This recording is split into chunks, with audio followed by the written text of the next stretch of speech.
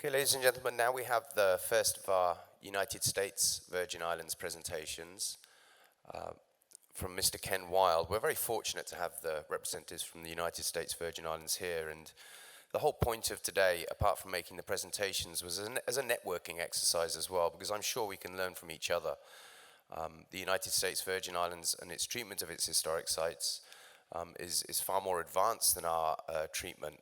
However, there are certain things that we have here. For example, there are sugar mills and sites that are still deep in the bush that haven't been touched, some of them probably since the early 19th century, which is a fantastic resource that we have. So working together is extremely important.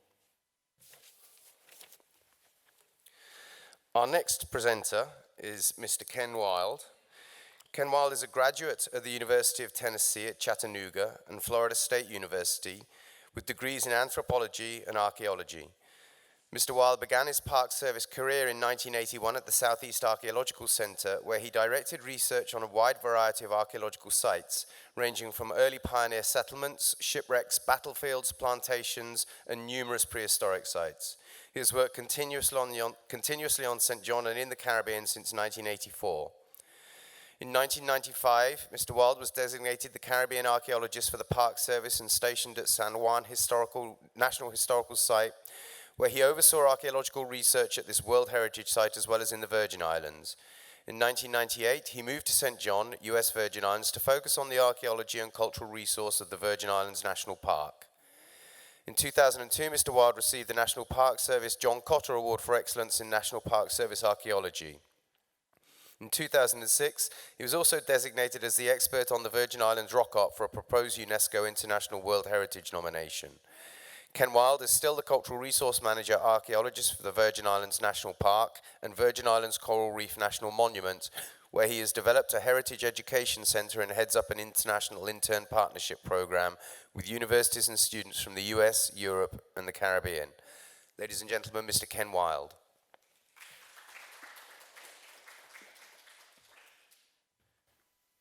Good morning, everyone. And Mitch, thank you for putting this together. It's fantastic. Dr. Smith, I've already learned very much from your presentation and would love to sit and collaborate with you more.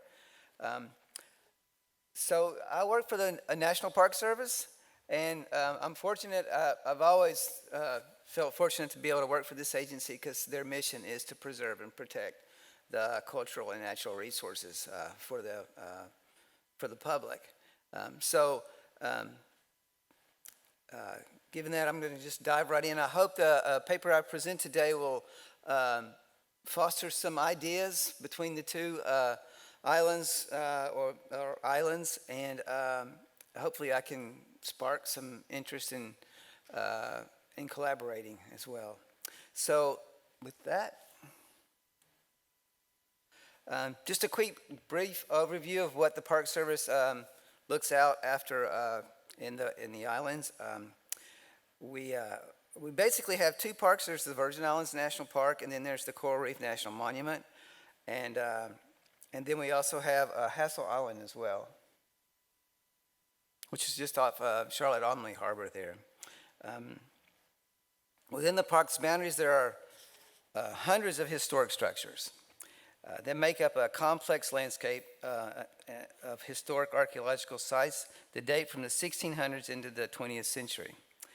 Sites include over 100 plantations, fortifications, epidemic hospitals, battlefields, maritime sites, such as shipwrecks, coaling stations, and marine slipways, as well as World War II naval bases.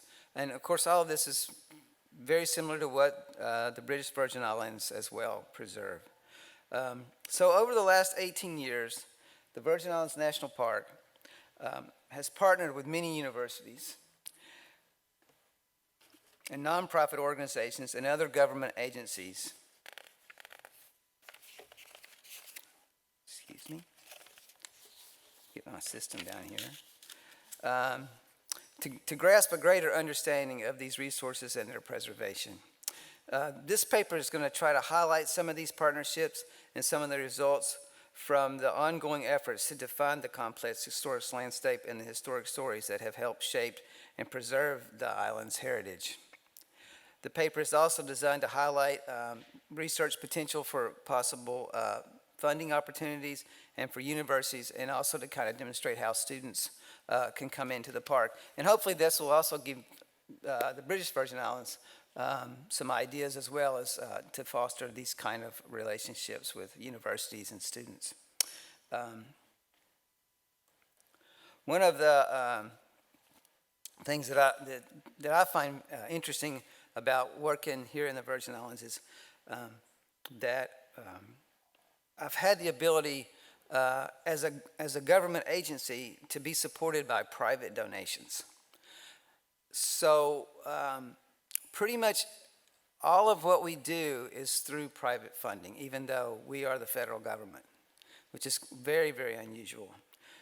However, the Virgin Islands National Park Cultural Resource Program has, we've done this for almost 18 years.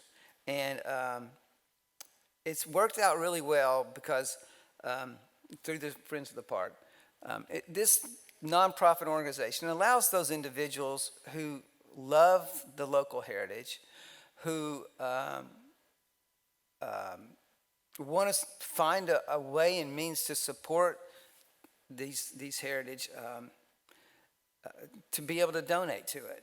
So it's difficult to donate directly to the federal government, but through the Friends of the Park, through the St. Thomas Historical Trust, just makes it possible for individuals to get involved with heritage.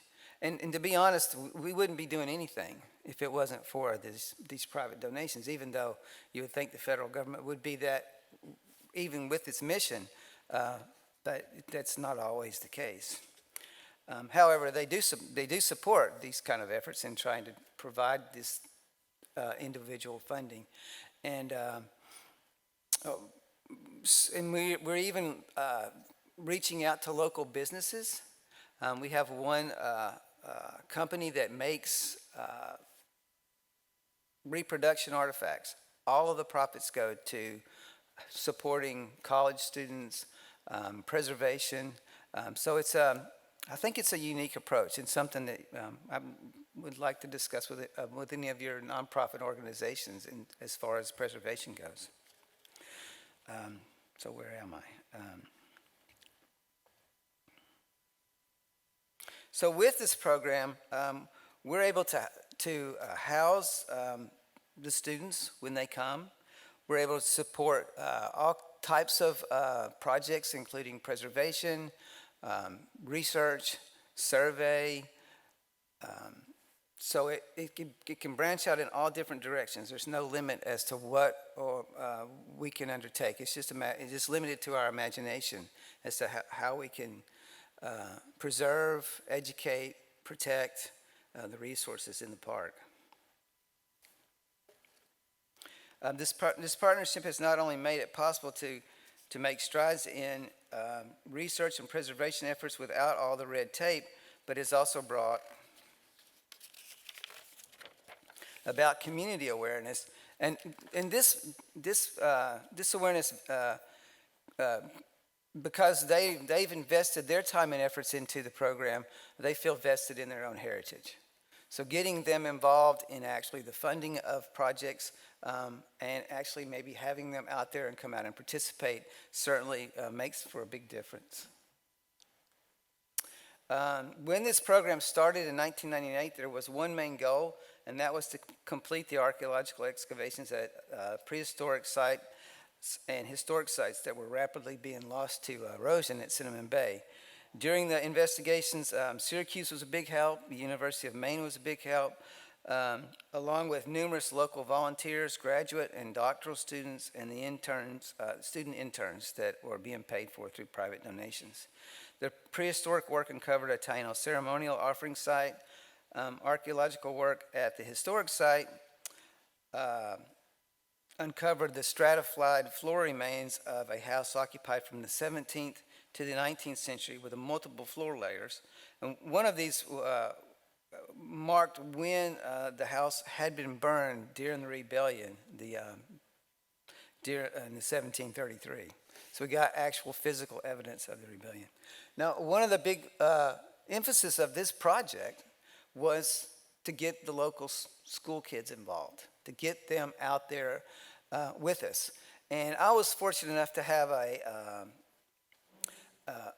an educator come out, a very experienced educator, and she said, Ken, let's divide these, because we would get like 60 kids, and they'd all come out, and it was like, how am I going to deal with 60 kids and archaeology? And we're actually trying to excavate and also try to provide some kind of educational opportunity for them and get them involved, get their hands dirty, and let them touch actual artifacts. And she came up with this fantastic idea of let's divide this whole process up into stations. And because I was able to have all these student interns, I could assign student interns to each one of the stations within the process of doing the excavation and the educational program. So we would divide the kids up into different groups, like about 4 groups. And we would, basically, one group would be where we were doing the excavation, one group would be where we're doing the screening, one would be where we were washing the artifacts, and one would be in the archaeology lab learning about how we do the analysis. And then about every 15 minutes, we'd blow a whistle, and they'd go around to the next group.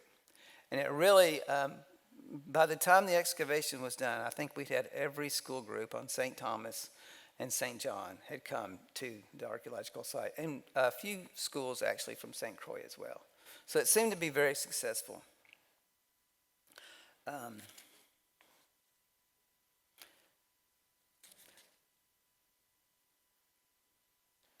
This is the profile of that building that was washing out from erosion at Cinnamon, the historic structure. And you can see the post there and the profile. That's the actual shoreline. So the water, within a day or two, if we had a storm, would have washed that away.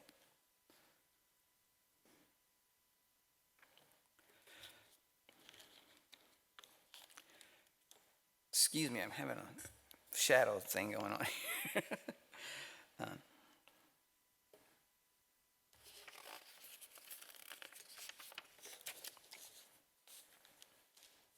In the following years, we began concentrating on historic preservation, collection management, completing large compliance projects, archaeological survey, and development of comprehensive GIS map of cultural resources in the park. In the last several years, historic preservation has come to the forefront. The park had lost its masonry team. So in the 80s, we had a group of local masons that were preserving the ruins in the park. And with all of the sequestration and the budget cuts, the park has lost the ability to maintain that program. So we're trying to find another way to address historic preservation. And of course, a lot of it's being done through the private donations of the Friends of the Park and the St. Thomas Historical Trust. So recently, the Park Service has undertaken some large projects. The first of these was the Trunk Bay Great House, which you can see here. We were only able to support it. These huge walls are folding out, and really we would have to tear it down and rebuild it. But at least it's not going to fall down. One of the things that we were able to do, because we've developed this international program with Denmark, we were able to use Danish students, past Danish students, to dig out the historical information about the structure and go forward with that, and actually develop an interpretive sign for the site as well. That one particular site is right where basically 1,000 people a day sometimes come to the beach from cruise ships. So that's a direct correlation to tourism and historic preservation. The second project we've undertaken was which we did just this year, was the restoration of the lime kiln on Hassel Island that was devoted towards the facilities there that were built to pull the ships up out of the ocean during the beginning of the steam industry and the maritime shipping across the Atlantic.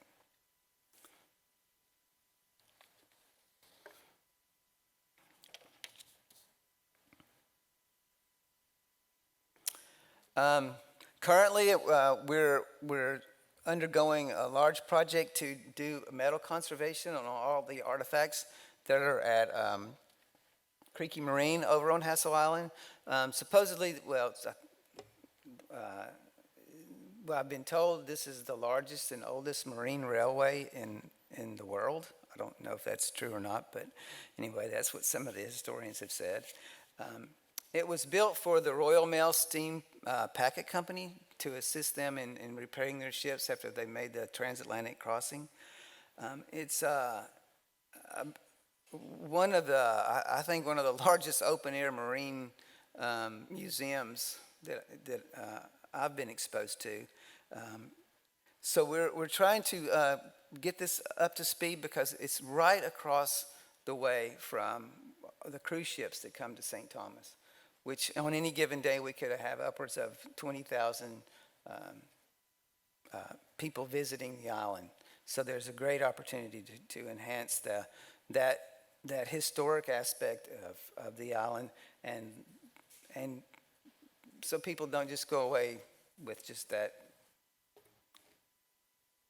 So the St. Thomas Historic Trust is especially helpful in this regard.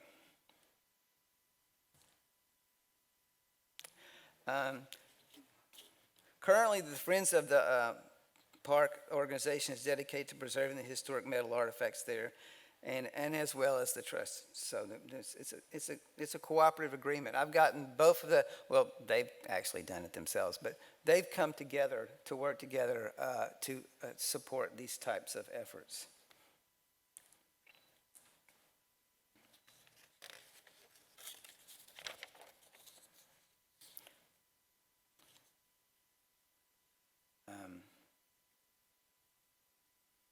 So after about 10 years of fundraising, we've been able to create, I don't want to call it a museum, we call it an educational center and an archaeology lab. But the Friends of the Park have been with the park working towards developing exhibit space for the public to be able to kind of walk through the entire history of the U.S. Virgin Islands. And I think it also includes the British Virgin Islands as well. This year we installed all the archaeological exhibits in an archaeological laboratory within this 17th century structure located on the beach at Cinnamon Bay. So we had the opening this past year. The displays are based on actual archaeological recovery at different sites across the island of St. John. So we're able to take actual artifacts from each individual time period, whether it's 3,000 years ago, whether it's the development of the Taino culture, as we go into the early exploration of the Europeans, and into the Danish settlement of the islands and through the colonial period. Each case highlights using archaeology in the historical record to help us educate the public. One of the things I want to just mention right now about the location of this particular exhibit is that location seems to be everything. Having it on the beach, people are not coming to St. John to go to a museum. They're coming to the island to go swimming, and they just happen to have to walk by this particular building to get to the water, and all of a sudden it hits them. They're surprised. They walk in and they go, wow, this is the first museum I've been in my bathing suit. But it's working. It's working because we're average between 100 and 200 people a day, and so we're able to touch the local populace, and by introducing them a little bit into the history of the island, Then they go back into town and they go to the Friends store. So at some point, I could imagine a very entrepreneurial concession to develop historical items that would be there for the public to buy. So again, using our historic resources to create opportunities for jobs is, I think, a very good idea.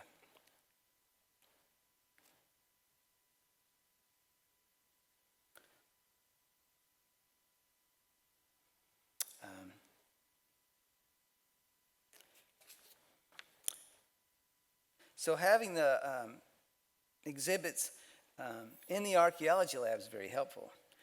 It helps us to keep it open. So you can develop these small museums, and I've seen this happen in the past. But then you're constantly having to ask for volunteers. We as the park probably don't always have the staff to keep it open, so we keep it open because we're in there working. And that also puts the interns, the students, in a position to interact with the public so that they not only are doing archaeology, they're also becoming interpreters and being ambassadors for your cultural heritage.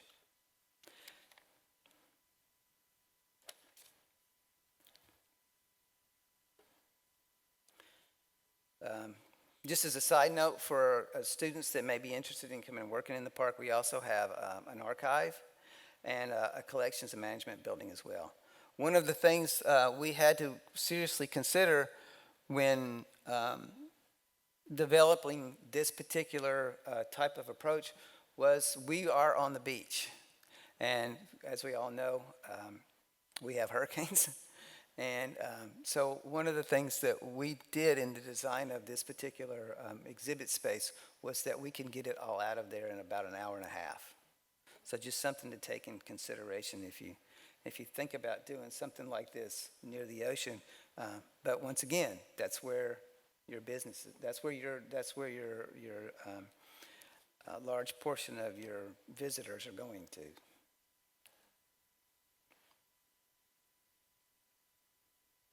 That's our curator, a local West Indian girl. We don't have an archaeology department at the University of the Virgin Islands on St. Thomas or St. Croix, so she has a degree in biology, but she has learned every single historic potsherd that we've uncovered, and she now teaches all of the interns that come in to study and do research in the park.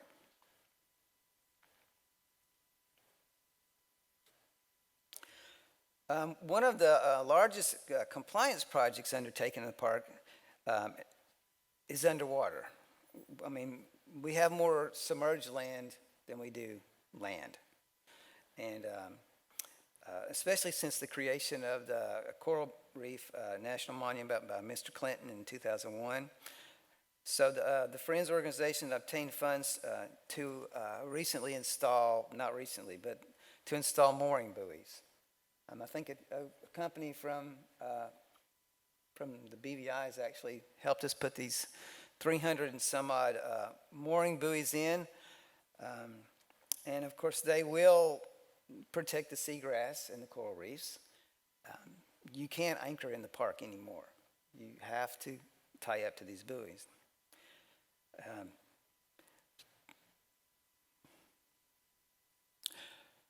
And one of those projects was also to put in a hurricane mooring system over in Hurricane Hole for our boaters.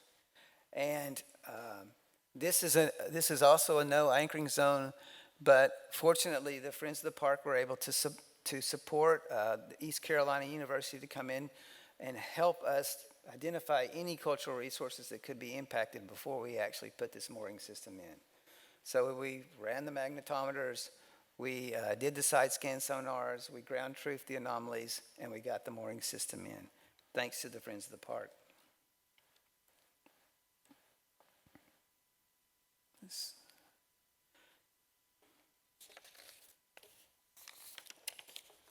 So we're still active in underwater research as approximately these 463 moorings and buoys were installed in the 1990s to preserve the reefs and seagrass. The location of these moorings provides a really good random sample of areas to be investigated. So, like we, as divers for the Park Service, we have to have a minimum number of dives.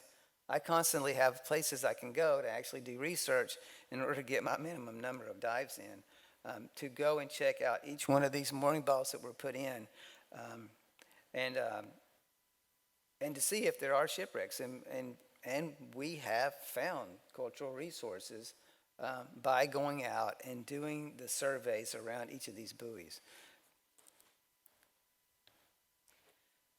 And we also do underwater survey when we have boat groundings. And we have a lot of boat groundings in the park. We have one really big reef that sits just underneath the water that boats seem to hit all the time.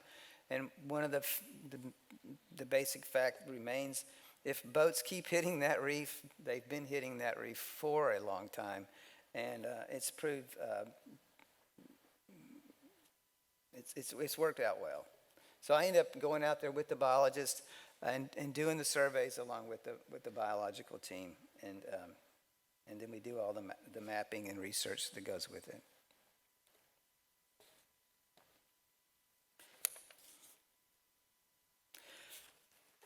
One of the side benefits of having a work area where you interact with the public is the public actually helps you in finding cultural resources.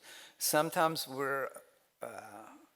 we get a little upset when they keep bringing us in artifacts, and then that happens almost on a daily basis because of there's this artifacts all over the ground. But sometimes, like last year, we had one individual come in. He'd been out snorkeling. He's like, I saw something really unusual underwater. And sure enough, when we went to go check it out, there's a shipwreck. So there are advantages and disadvantages of your work area being right there with your visiting public, but I think the advantages certainly outweigh the disadvantages.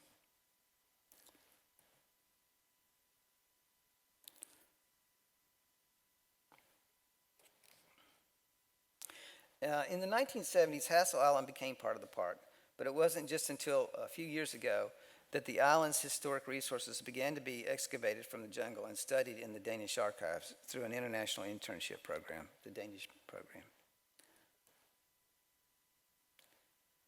Plans for a new trail across the island ridge prompted archaeological and mapping and data recovery.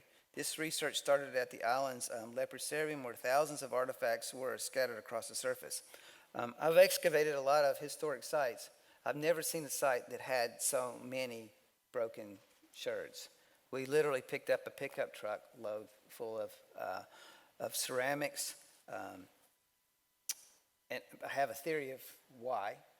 They were so much more prolific there than any other site I've been to, and it wasn't occupied for that long. But leprosy is contagious, and they had to be fed, and people probably brought the place. They probably didn't want them back. So archaeological data recovery continues along the trail route, starting at Creaky Marine and through the 1801-1815 Napoleonic-era British military fortifications and in the German and British-Danish steamship coaling stations. So this research and trail then prompted the development of an interpretive signage and historic research in England and additional jungle excavations around the historic fortifications for the Historic American Building Survey for the Library of Congress. Sometimes I like to say you don't always just excavate in the ground. Sometimes, at least for us, we excavate the jungle to find the ruins in many cases.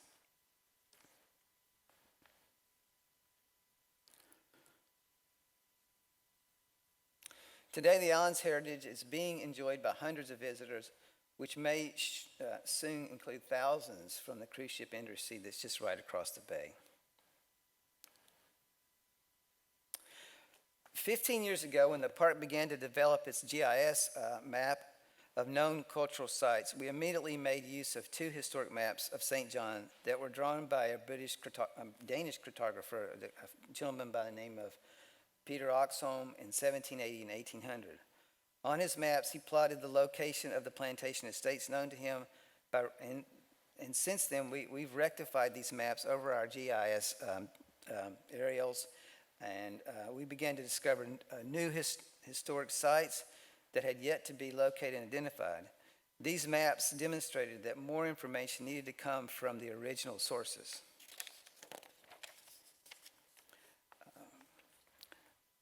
Within the Danish archives in Copenhagen, there is over a linear mile of Danish historic records written in Gothic Danish concerning the Danish West Indies. So in 2007, a research program was devised in which all of these records could be tapped in order to locate unknown historic sites and the stories of individuals that settled the island and lived here.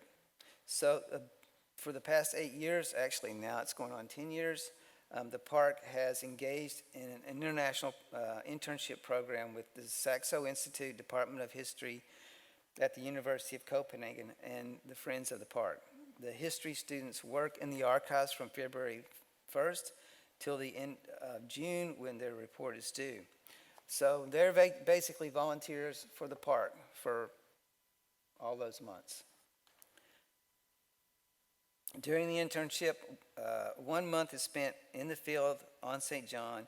In the archives, the students gather temporal data on the historic properties and inhabitants, their social lifeways, along with their material possessions, the buildings they built and occupied, and the temporal development of the historical landscape they're assigned to study.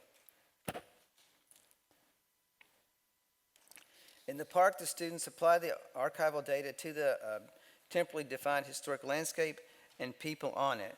This can prove challenging as the island was divided into very small estates, usually just 1,500 feet apart. The first settlers were a cosmopolitan mix of Danes, Dutch, English, German, French, and free Africans. Many were escaping religious persecution, some were pirates, others are escaping indentured servitude, but all owned enslaved peoples. Most arrive on the island soon after the Danes claim it in 1718, much to the chagrin of the British. However, the archaeological evidence demonstrates that the Europeans were on the island throughout the 1600s. So, like at Cinnamon Bay, below the African floor that we discovered, we got gray beer bottles that dated to the mid-1600s. And this has been the case in many bays across the island. By the mid to late 1700s, many of these small estates are abandoned for various reasons. Others conglomerate these lands, thereby leaving the early settlement ruins as time capsules scattered across the landscape and remaining preserved due to the creation of the park. So it's really exciting when you can go out here and you find these sites that literally some of them we would never tell the public about because they're so well preserved, so fragile, and yet have so many stories on them.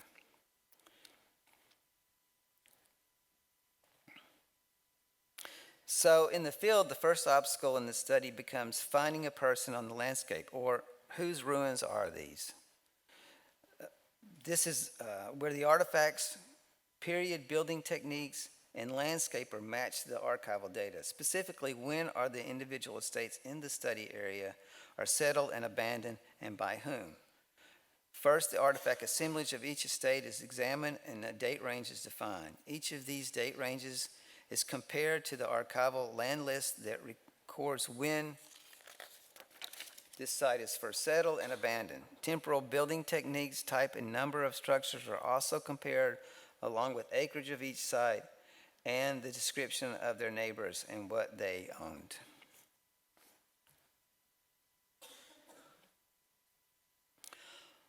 All this makes it possible to put individuals on their stories on this landscape. Once the field and archival data match, then the individuals and their stories can be assigned to the landscape along with the objects they own and the social interactions associated to each site. Last year's estate that we discovered was a gentleman by the name of Mr. Eason, who left his property very early. So it was easy to say that particular ruin was his, given its location, what was there, the date of the artifacts that were recovered, and we were able to place him on the landscape. The artifacts matched the archives because most of them dated to about the 1720s. Another estate studied this past year was Leinster Bay, which was first settled by a newly widowed Mrs. Lawson, who soon remarried her neighbor, a very common practice, Lieutenant Froling. Froling was the commander of the island's fort, known as Fortsburg, in 1733. When all but one of his men were killed during the slavery insurrection, he was demoted and imprisoned for a short while. So now we know where he lived at the time, actually at the time of the revolt.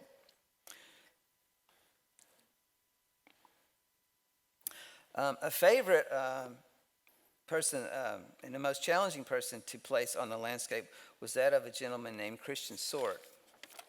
And he was originally an enslaved African, and he had healed many of the sick during the early 18th century. He also plays a significant role in a very popular book, The Night of the Silent Drums. A lot of people, it is a historical fiction novel, but this gentleman did research in Denmark for 35 years in the book, even though it has language in it. I think it's a pretty good book about to get visitors involved in local heritage. But when the Danish students did the research, we were able to put him on the landscape, and they also found that this Mr. Christian Sort had become well known in the islands, well respected. He was given his freedom. He actually had people working for him as enslaved. And when he gets married, all the nobility of the islands come to his wedding. And he eventually is one of possibly the only one of the time period given his freedom by the King of Denmark. And what's exciting about these kind of projects is now we know where he lives. So there's the opportunity to interpret that particular story on the landscape.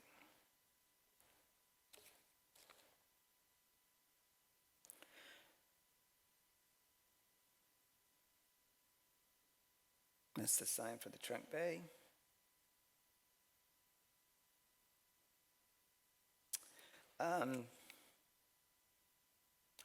So one of the other benefits of having the Danish students do these projects is that our world's getting smaller.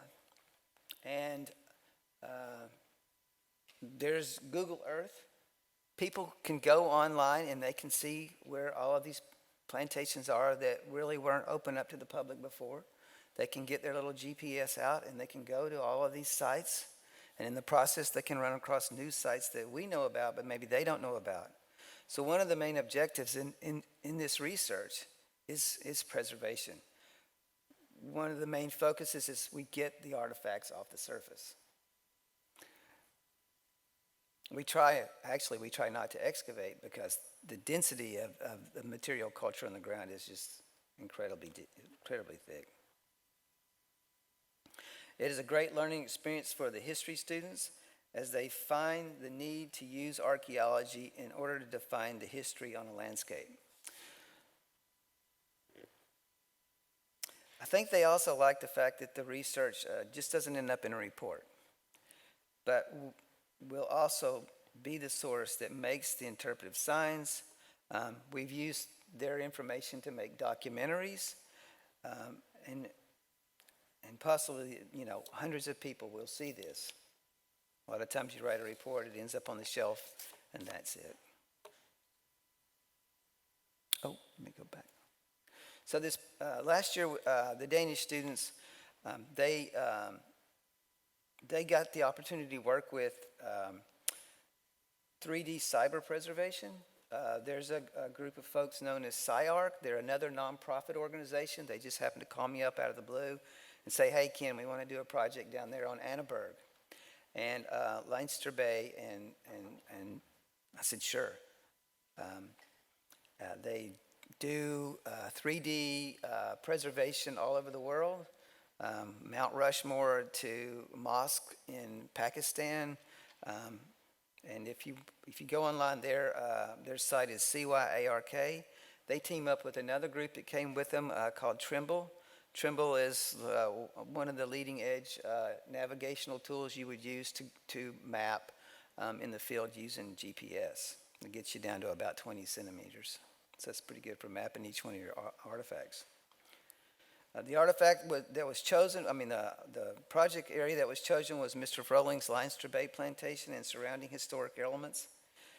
In this area of study, hundreds of people were enslaved. At the time of the 18th century, ownership passed to Mr. James Murphy. He was a rich slaver. He owned 663 individuals. He had combined many plantations together. And so during that time period, soon after he brings all of these people to this landscape, the British Virgin Islands free their enslaved people, and the Danes don't. So during this period, the Danish built guardhouses that were manned with soldiers at key points to prevent those enslaved from escaping to freedom. Literally over near Annaberg, you could swim it to get to Great Thatch, I believe it is. The main guardhouse in the study area is located between the Leinster Sugar Factory and Murphy's Great House. So the end result of this project has, you can see we've gotten some fantastic 3D models. You can go online on SciArc's page, and you can turn Annaberg around in all different directions and walk through it if you never have the chance to come down. They also created educational programs to study the Atlantic slave trade. So I encourage any of you teachers to take advantage of that learning tool as well.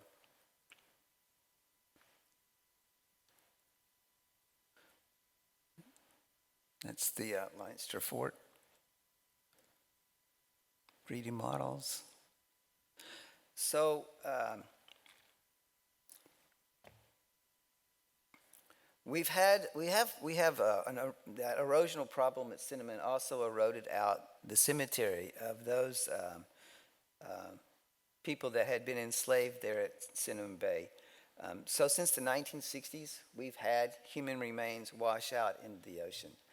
And, we can be sitting there working and somebody will walk in with a femur or a head.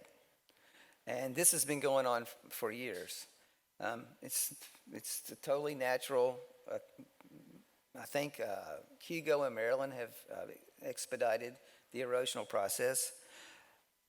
So this past several years, we've really focused on the osteology portion of the research in this, in collaboration with the local SHPO office. And we finally came to the conclusion that we wanted to put these individuals back in the ground. And so working with the local clergy, we brought them all out to Cinnamon, and we decided where we wanted to reinter the human remains and how we wanted to do it. And they provided the direction and the location.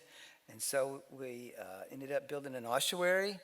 And because these individuals had been buried underneath the floors of their houses, the bricks that were part of their houses washed out with the human remains. And so we used the bricks to put back on top of the ossuary. And we have set aside one whole side of it for adding more remains as they continue to wash out from the ocean. So it's been one of those projects to collaborate with the local community to get these individuals back in the ground.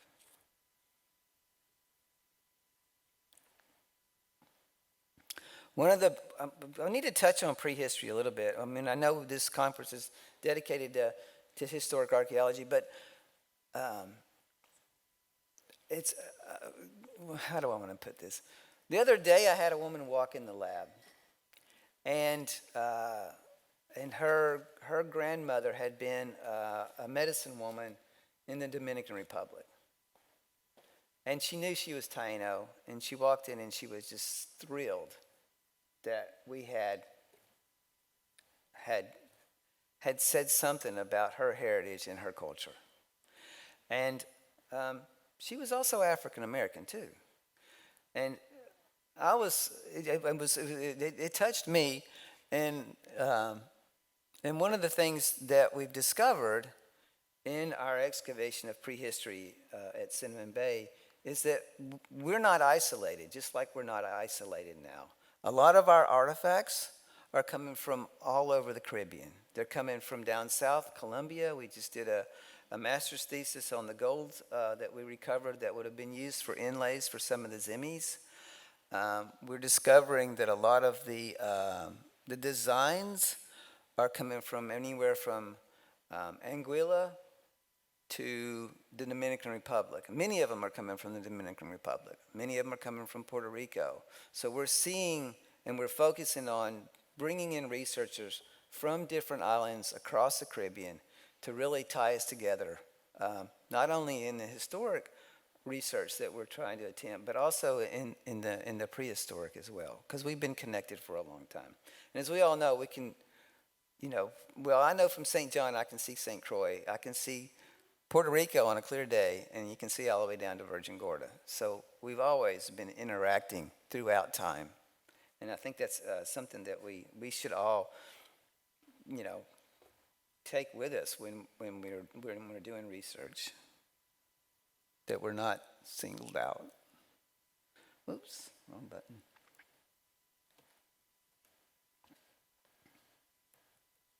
Well, Mitch, I don't know how to get back to it.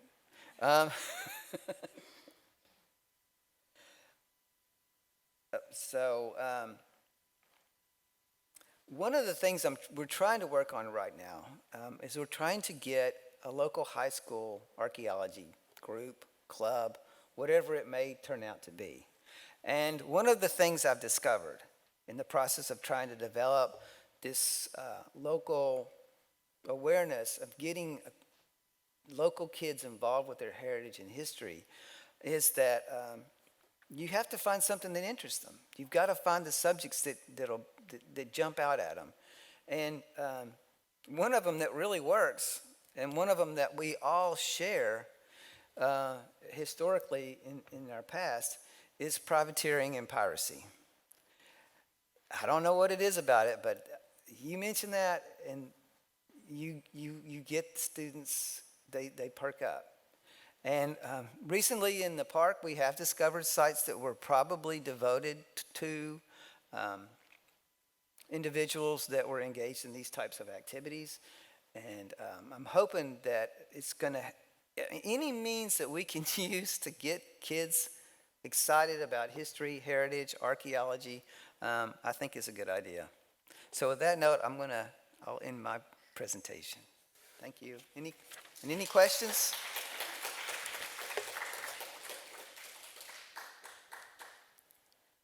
I don't know where Mitch is. Yes. I'm just more interested in right. Oh, I'll be glad to. So the one in the upper left is from Cinnamon Bay. He dates to probably right around 1314 AD. It's an anthropomorphic stone figurehead that's been stylized with a kind of a bat. I guess he might be our original Batman. So that's pretty. He may have been used in the chieftain's seat as like kind of the upper end of the seat as a decorative form. Oh yeah, this is the last field school we had just last month with Beloit College. We're excavating for a sign. Thanks, Mitch. I'll go back to there's the sign.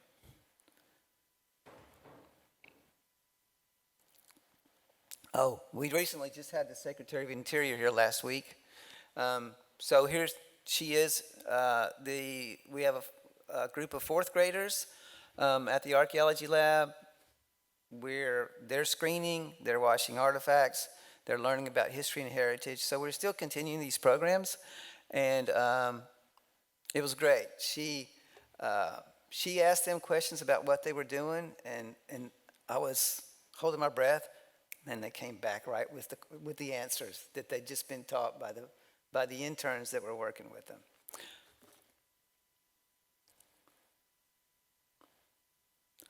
Archaeology piracy. I just want to get back to that just a little bit real quick. I know I'm going to get back to your question, I promise. You'll see X marks the spot, the archaeology of piracy. It's become, when we think of piracy, academia is not going to jump into it often. But at the last Society for Historic Archaeology, it was an entire symposium with archaeologists coming in from all over the world to talk about the archaeology of piracy. I think we are one of the capitals of piracy here, and we have a lot to contribute to this discussion. In the two books that have been written about archaeology and piracy, there's not much about the archaeology and piracy of the Caribbean. Well, in the Virgin Islands, I should say. Let me correct that. Okay, so let me try to find these artifacts. There we go. The one on the bottom, there's a couple of, they've come out with it. Well, anyway, never mind. We can talk about that later. But it's from Anguilla, that face. It's a small conch shell, the little ones. And if you'll notice the design in the headdress, just like a design in that potsherd from Cinnamon Bay. So those are the kind of correlations that we're trying to work towards in mapping these inter-island connections, is looking at these individual signatures that we can see how, where and when people are traveling and coming to. Does that answer your question? Yeah.